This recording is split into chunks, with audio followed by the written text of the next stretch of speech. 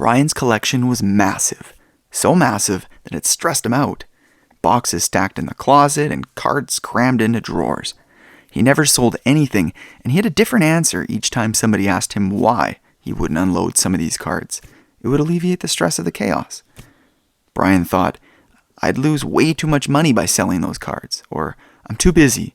I'm thinking of building the entire set, or the age-old trap, I'll wait till the prices go up. One day, his friend joked, Man, you're hoarding cards like you'll live forever. And that stuck with him. One weekend, he sorted his collection, keeping only what truly meant something to him and letting go of the rest.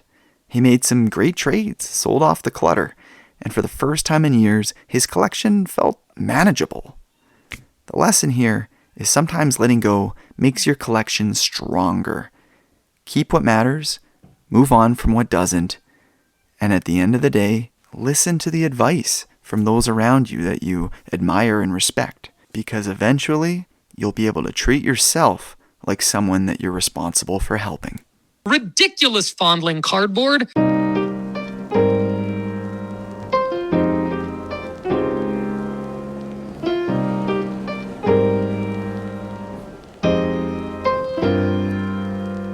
What is up? And welcome to Fondling Cardboard. I'm your host, Mike Lakusta, aka the Golf Card Collector. This is the 12 Rules for Hobby series, where I take the powerful lessons from Jordan Peterson's 12 Rules for Life and break them down, helping you become a better collector and, more importantly, a better version of yourself, both in the hobby and in life. Yesterday we talked about the importance of honesty in the hobby, not only for those around you, but also to have a more fulfilling and positive hobby experience for yourself. Today we get into rule number 8, which is treat yourself like someone you are responsible for helping. Because we often take better care of others than ourselves. Prioritize your own well-being. In card collecting, enjoy the hobby in a way that serves you. Don't let it become stressful. If it's turning into an addiction or a financial burden, step back and recalibrate. So let's get into it. Firstly, why do we neglect ourselves? I'm not going to pretend to be a subject matter expert in psychology, and so this is really just coming from my own experience. I absolutely neglect my own needs above others. And actually, to make things worse, I prioritize my wants even above my own needs. So every now and then, I do need a bit of a slap in the face to recalibrate myself, whether that's looking in the mirror or if it's coming from someone else. The reason I talked about in the opening story listening to the advice from others is because humans are behavioral creatures. And so when you listen to the advice from others, you will change your behavior, even if internally your mindset hasn't changed. You're still obsessed with cards. You're still obsessed with whatever. You still have bad habits. When you actually change your behavior and you can keep it up consistently, eventually you actually will be able to change the way your brain works, because we have plasticity in the way that our mind works. And humans are behavioral or actionable creatures. So as you do a change, even if it's not coming from within, eventually it will change the way that you work within. We take better care of other people because we can look at their situations objectively. We can condense it down to what is the issue that they're dealing with and what is the solution. And we don't have the actual feelings attached to the change. When we try to change ourselves, we might be completely blind to what's going on and what's harming us. Or even if we do understand it, we might not have the discipline to actually make the change. So that's why we need to listen to others. And eventually we'll be able to treat our own inner voice as advice coming from somebody else that we respect. We hold on to things, cards, stress, responsibilities, and we hold that stress in our bodies because we think we should, instead of actually asking, what's really good for us? In collecting and in life, we keep adding more and more and more until we become overwhelmed. And when we're overwhelmed, we can't see the hole that we've been digging for ourselves. And if we're not happy or focused, present, and at peace, how can we truly enjoy the things we love and the important things in life, let alone a hobby. Taking care of yourself specifically in the hobby should bring us joy. It shouldn't be stressful. If you're making money in the hobby or you do this for a career, that's different because with any career or job, there is an element of stress.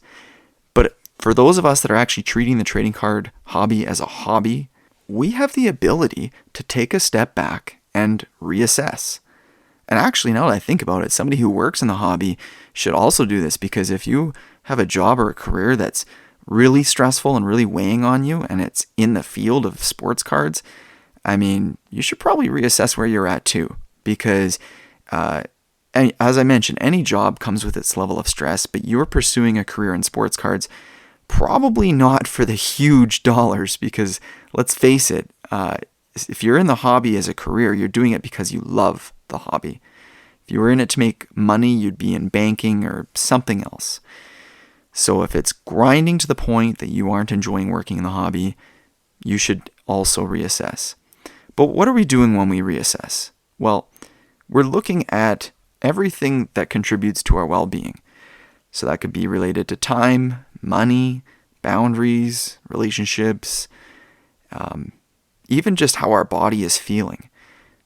It is so important to protect your financial well-being.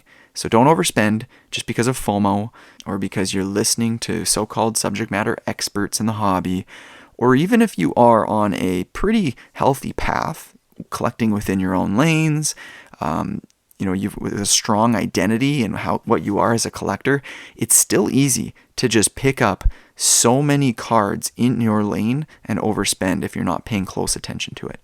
So setting limits both on finances and time and energy. It's okay to take breaks from content that you're following on social media, shows that you watch or podcasts you listen to, following auctions and checking eBay regularly. Honestly, just chasing the next big thing. It's a never-ending cycle, and if you invest so much of your time and energy into it, you can build an awesome collection, but what you're really going to get in return is just more and more and more content put in your face, more eBay listings to check and saved search alerts to check, and it will take over your entire life. Now, bringing it back to the story that I gave at the beginning of this episode, where Brian had a bit of disorganization and chaos, and he just basically needed to clean up the clutter. He wasn't necessarily investing too much time. Maybe he did have a healthy boundary, whether it was finances or screen time, but his collection was purely chaos. It was disorganized, and that cluttered collection made him feel burdened instead of passion. And once he let go of what didn't serve him, he became reinvigorated in his approach to the hobby. So let go of what doesn't serve you, whether it's cards, collecting habits, or even toxic hobby environments. It's okay to let go. And if a relative or good friend of yours suggests that you need to take a step back and reassess how you're participating in the hobby, take the advice seriously. And that brings us to the bigger picture. Just like in collecting, in our life we hold on to stress, bad habits, unnecessary obligations that weigh us down. Self-care isn't selfish. If you wouldn't want a friend to be constantly stressed, why allow it for yourself? Whether it's your time, money, or energy, you need to be responsible for your own well-being. Taking care of yourself makes you better at everything else, your relationships, your goals, your hobbies. So here are some practical ways to prioritize yourself. Firstly, check in with yourself.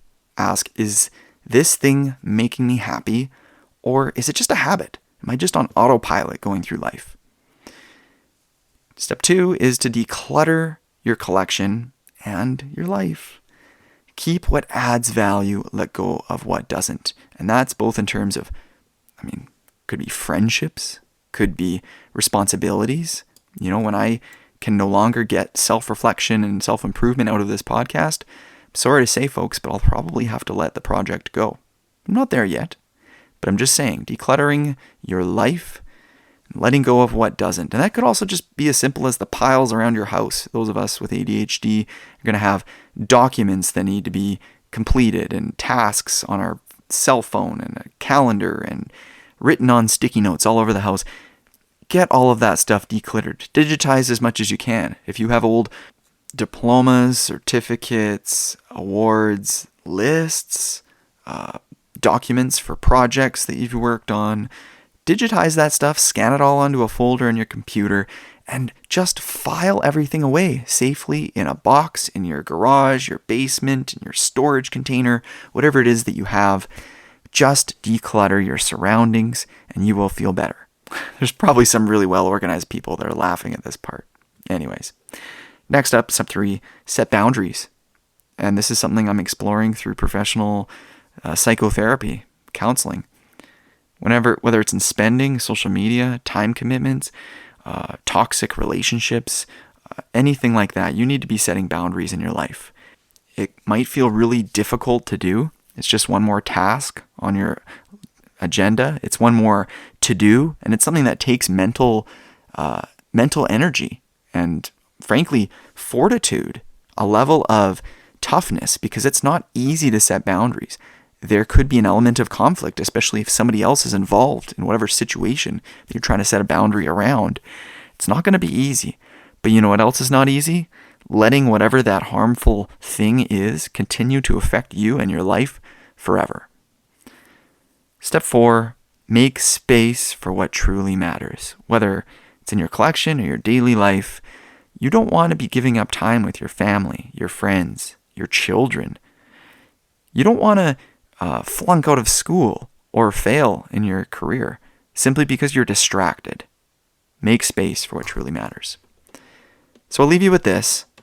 Be your own best caretaker. We treat valuable things with care. We treat others with care.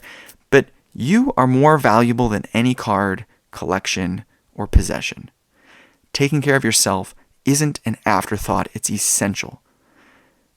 You can't take care of others or even your own things if you aren't taking care of yourself. Because when you do, you'll enjoy life, your hobbies, and everything around you so much more. Thank you for listening. I hope you're still enjoying the 12 rules for hobby. I'll see you tomorrow.